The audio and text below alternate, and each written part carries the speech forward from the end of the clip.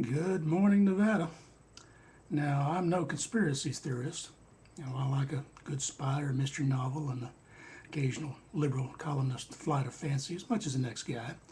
But conspiracies are more easily constructed after the fact than they are concocted beforehand. But alert reader Steve came up with a plausible one, but perhaps for the wrong reason. He said he could not help but wonder whether Harry Reid had found a way to carry out one of his campaign threats by nudging some lawyers into doing something at which they would fail. He asked, "Anything come to mind?" "Well, no. There are so many threats to sift through in so little time."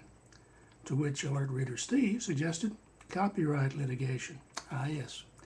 On Tuesday, federal judge Roger Hunt dismissed a copyright infringement suit brought by a company called Righthaven against the Democratic Underground for wholesale filching of review journal content.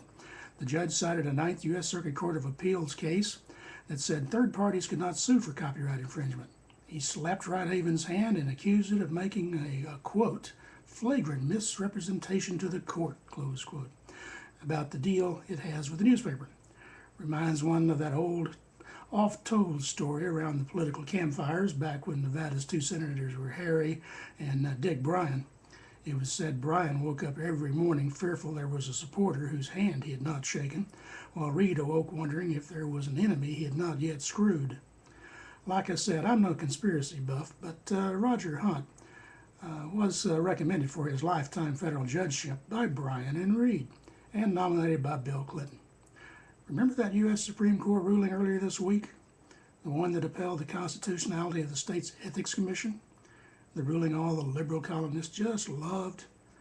Might not such an ethics panel question whether Judge Hunt owes Harry Reid so much, and Harry would like to screw the Review Journal so bad that the judge should have recused himself? Not that I'm suggesting or implying anything.